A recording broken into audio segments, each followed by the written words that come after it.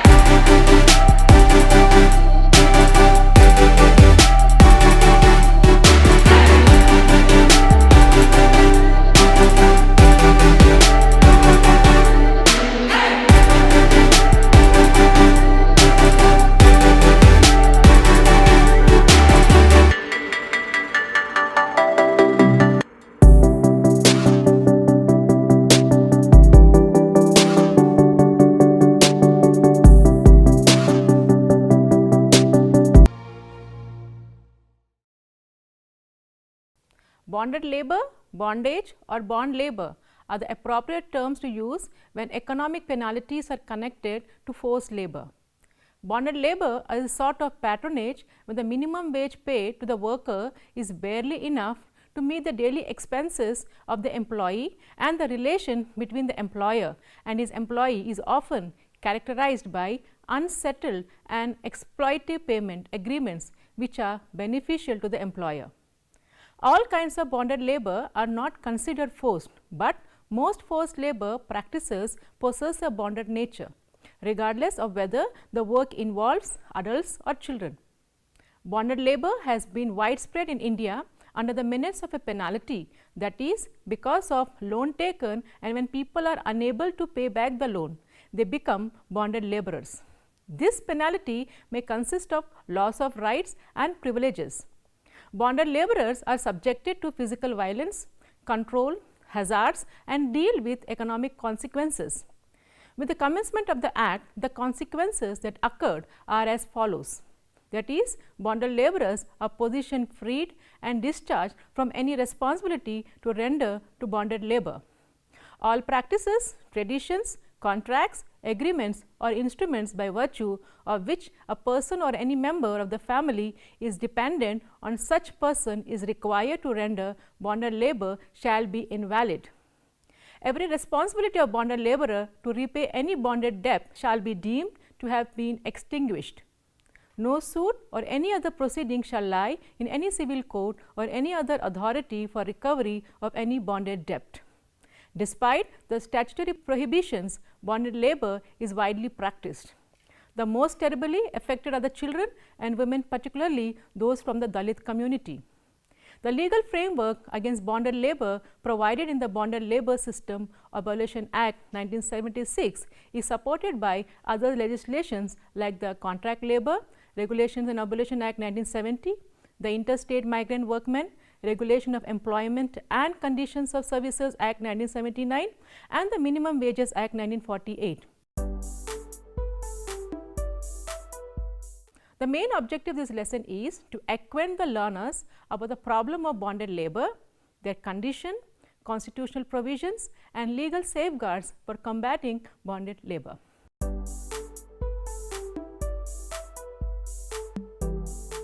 Now we will discuss about bonded child labour.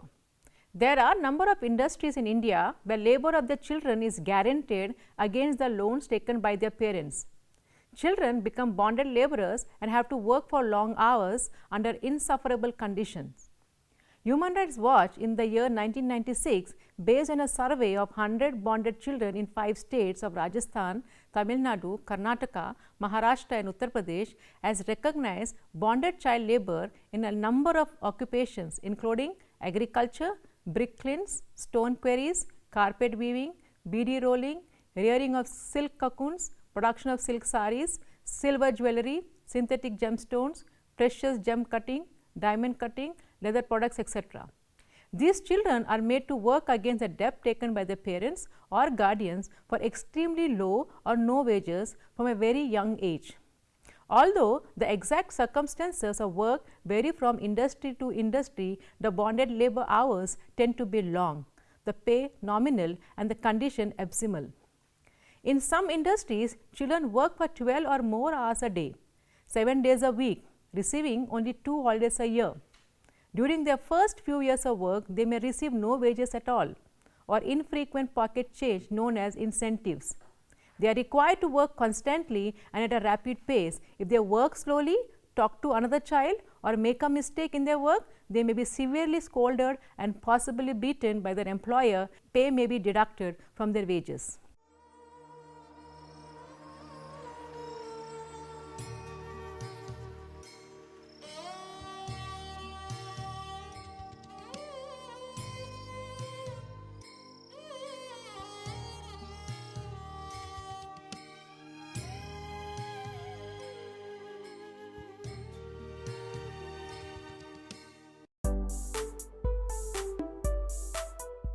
Bonded labor at brick kilns. Brick kilns operate in rural areas of the country for 6 to 8 months in a year. The National Commission on Rural Labor estimated that there are about 1 million workers, but according to the All India Brick Kiln Manufacturers Association, its membership extends to 22,000 units with about 3 million workers.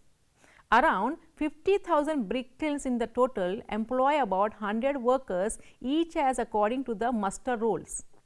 In almost all the regions, brick kilns rely mainly on recruitment of migrant labor through contractors based on a system of progress which is equivalent to the monetary requirements of the laborers from the poor regions.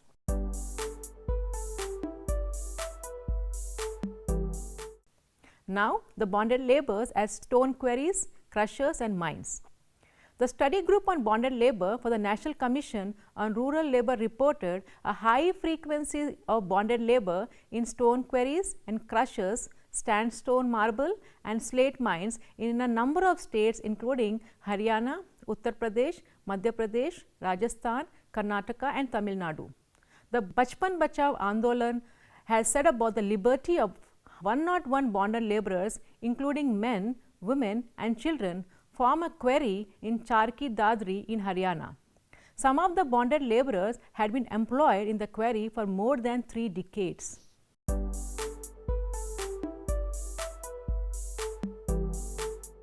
Now, we will talk about the bonded labor at power loom and cotton handlooms. Labor bondage has been reported in handlooms and power looms in different parts of the country, especially from Tamil Nadu and Andhra Pradesh. The power looms are concentrated in Periyar, Salem and Coimbatore district of Tamil Nadu. The weavers are bonded to the loom owners primarily due to their debt in some cases. The weavers' children also become bonded laborers. There have been reasons for bondage. Firstly, the advances were normally high that the laborers could not reimburse, and secondly, employers use other tricks including physical intimidation to ensure that laborers are under regulation and remain with them. The owners of bonded laborers are demanding in their attitude.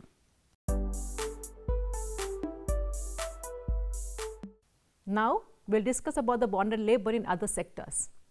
The other sectors are construction, plantations, gem cutting, rice mills, beedi workers, fish processing, silver works, mat weaving and salt pan workers. These are some of the sectors where labor in large public works and construction site is often categorized through middlemen and contractors, leading to well-entrenchment system of advances and resulting in bondage. Workers are engaged in their jobs for about 12 hours a day for extremely little pay or in some instances no pay. Now, we will discuss about the various provisions that are meant to abolish bonded labor.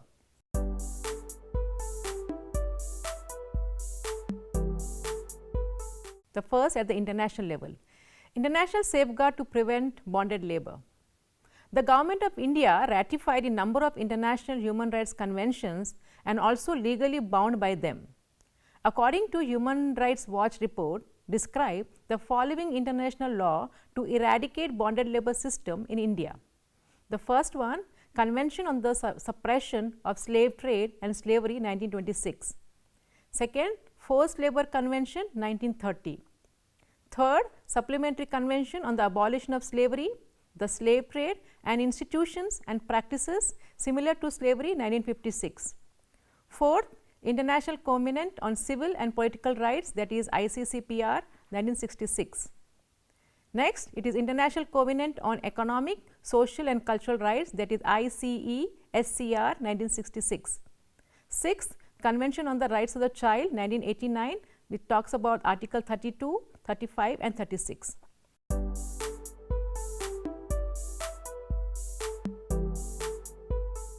We discuss about the national level measures, that is through Indian Constitution. The Constitution of India promised to protect its citizens' dignity and fundamental rights. This also promised to eradicate any form of bonded labor system. Article 23 talks about the prohibition of traffic in human beings and forced labor. Article 24 prohibits the employment of children in factories, mines and other hazardous occupation.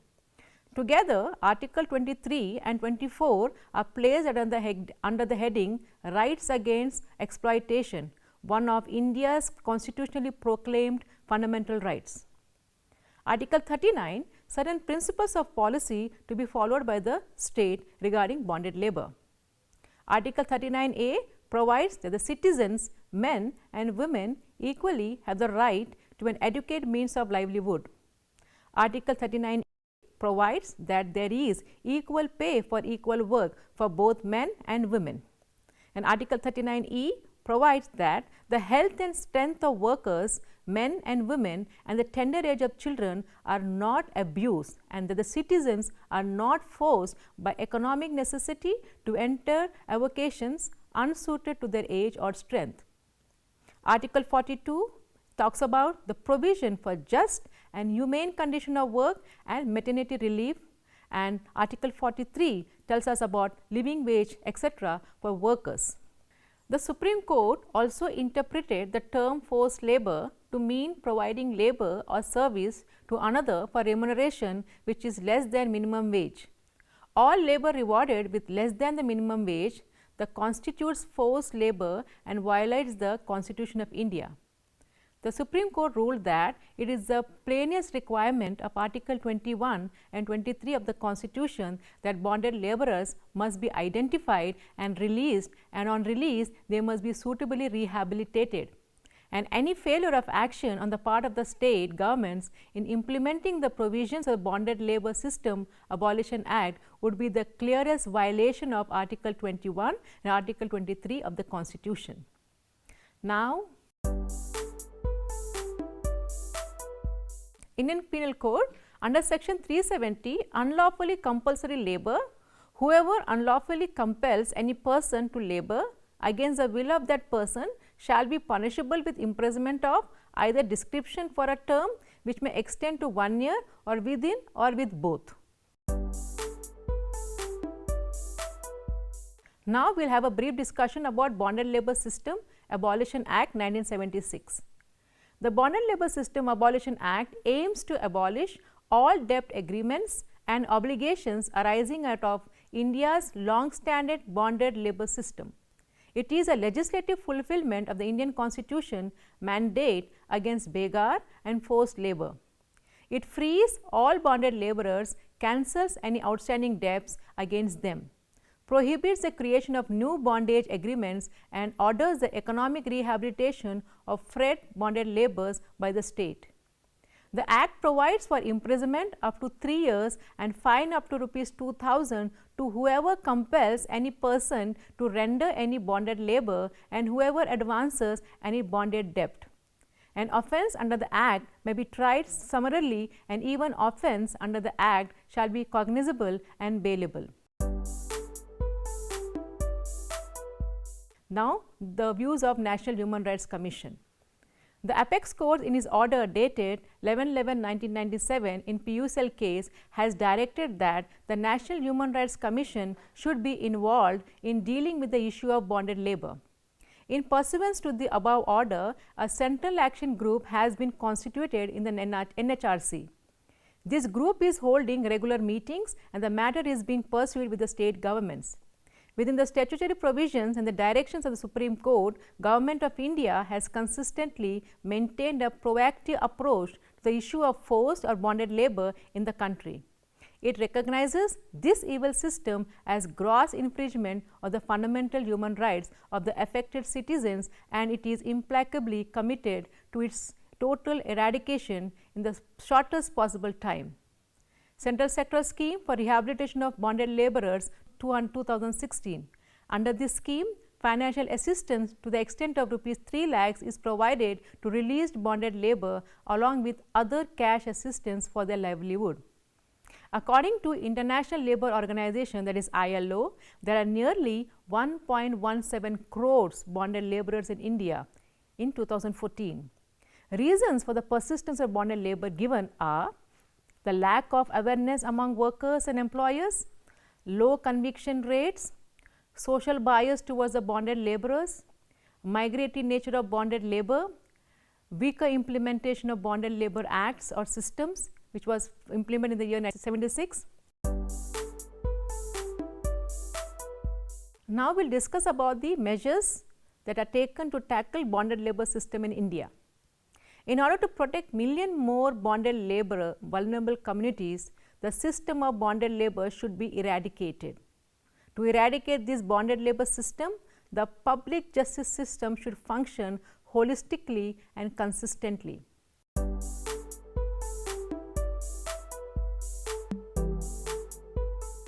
And there is a significant implementation and with required changes. Special attention should be given to the implementation on Bonded Labor Abolition Act by the national and state government officials. They should be specially trained on the Bonded Labor Abolition Act. Considering safety and security of the bonded laborers, the cases should be conducted in fast track courts and the justice should be provided to the laborers.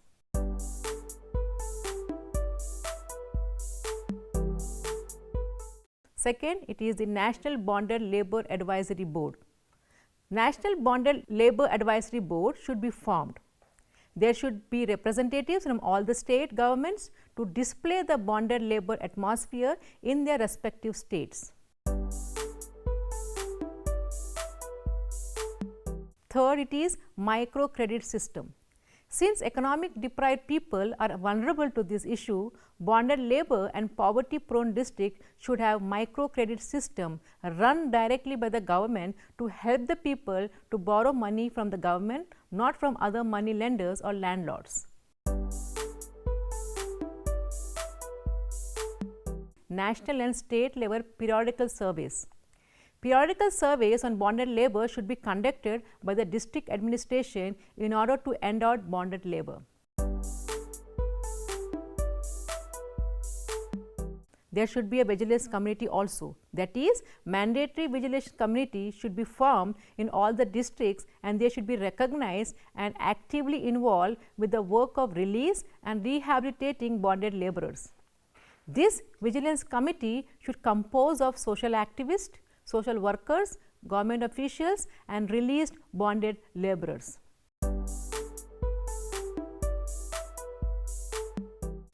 Next is structured rehabilitation module. Apart from the centrally sponsored schemes, structured rehabilitation module should be prepared and the entire bonded laborer should be rehabilitated based on the module. This structured rehabilitation module should consist of economical, physical, emotional and psychological aspect of rehabilitation, not just economical.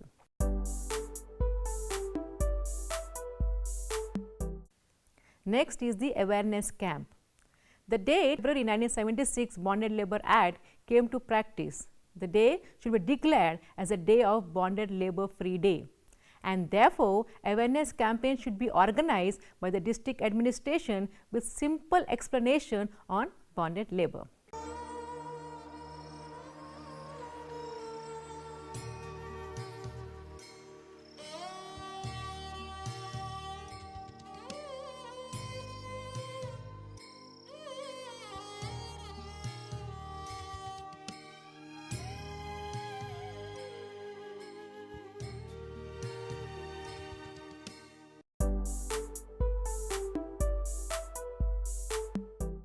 In India, bonded labor is still widespread and not very many measures have been implemented in order to eradicate the problem of bonded labor.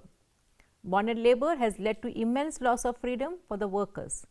Children who are engaged in bonded labor are entitled to work under intolerable conditions and their childhood becomes miserable.